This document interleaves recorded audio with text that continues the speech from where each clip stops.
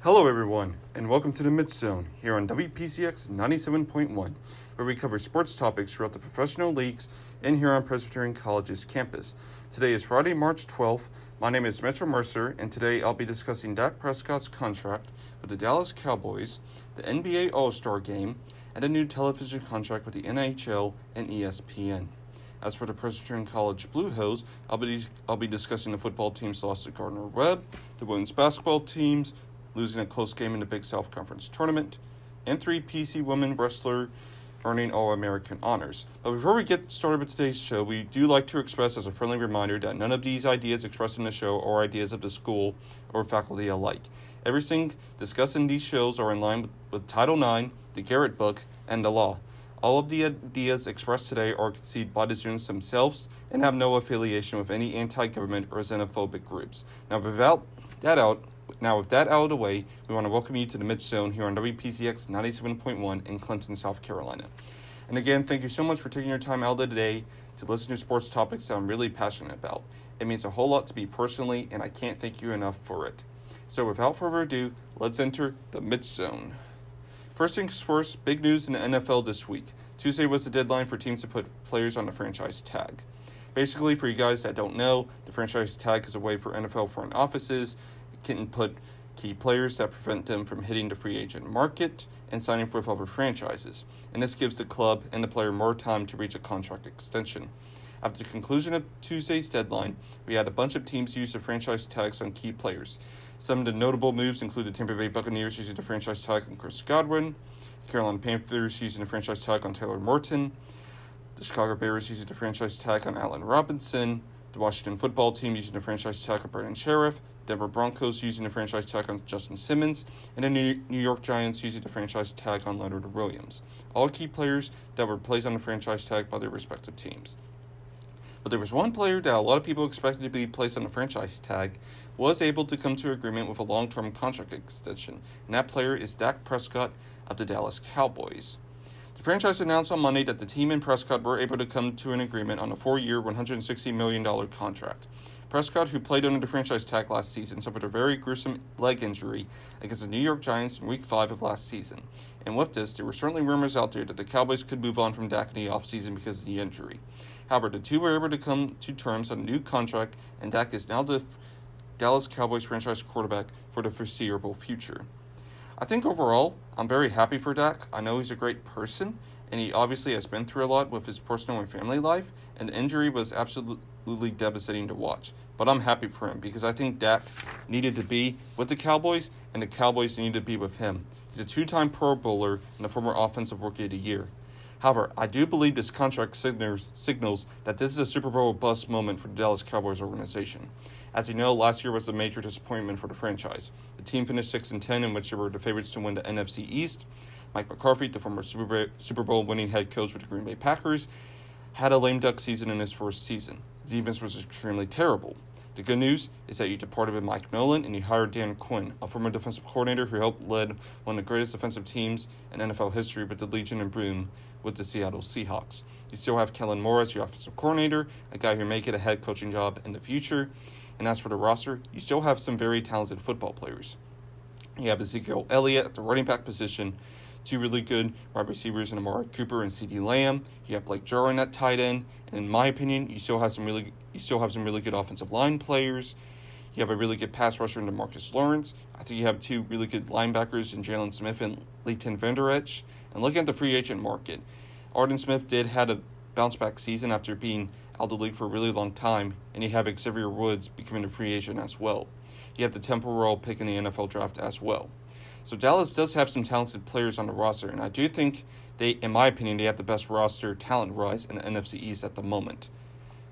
And I do think that this is a roster, in my opinion, that if they can stay healthy, they have the potential to reach the promised land. However, there is one person, in my opinion, who I think has been the major factor in whether Dallas hasn't reached the Super Bowl in a really long time, and will be a major factor if the Cowboys can reach the Super Bowl during Dak Prescott's contract in the next 4 years. And I think that has to play with somewhat of a role of Dallas not getting to that national stage everyone has been talking about.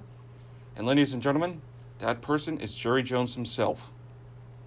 And the reason why I say this is because if you look at the history of owners controlling decisions made by franchises, Al Davis in the final years for the Raiders, Daniel Snyder in Washington, Mike Brown with the Bengals, to name a few, the result has most of the time has been a disaster. Jones is 78 years old. The Cowboys haven't won a Super Bowl since 1995. The older he gets, the more greedy he's going to be to try to win another Super Bowl. And Jones, I believe, has made decisions throughout his Cowboys tenure that I believe that has cost the team at winning more Super Bowl championships.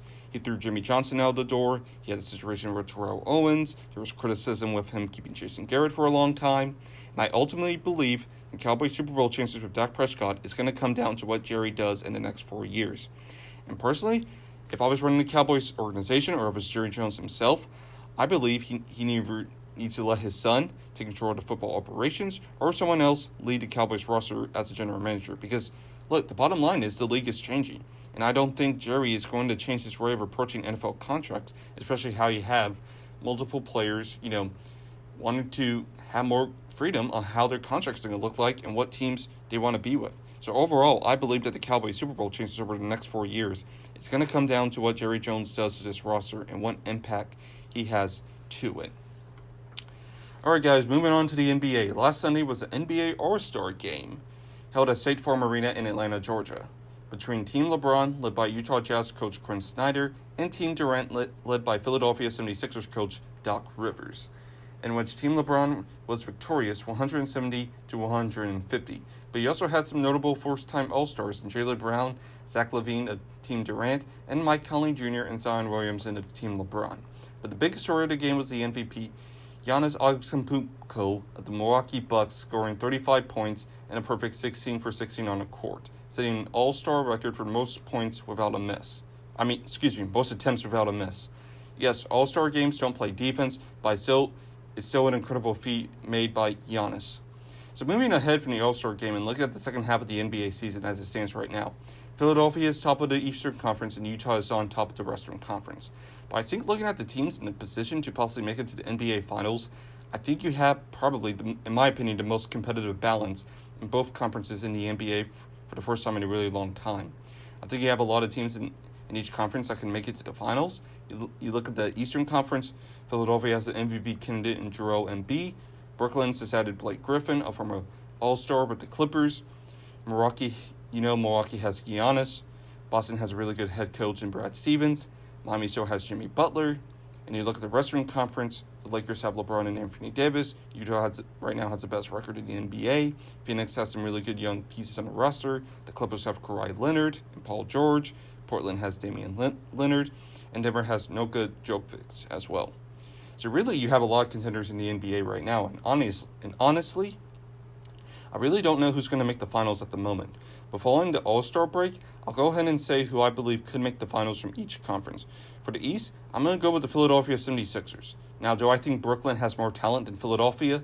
I do. But I'm going to have more trust in Doc Rivers, who's a former NBA champion and has made the playoffs numerous times, more than Steve Nash. And I do think the 76ers could be well equipped to make a deep playoff run because, like I said, you have a veteran coach that has experience playing in the playoffs compared to Brooklyn, where Steve Nash is in his first year and has minimum playoff experience.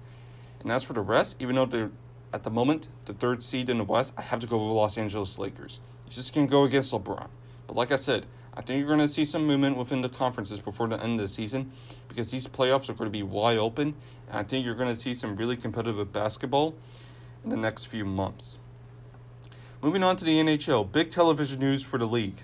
The league has announced a 7-year deal with ESPN to broadcast games starting with the 2021-2022 season.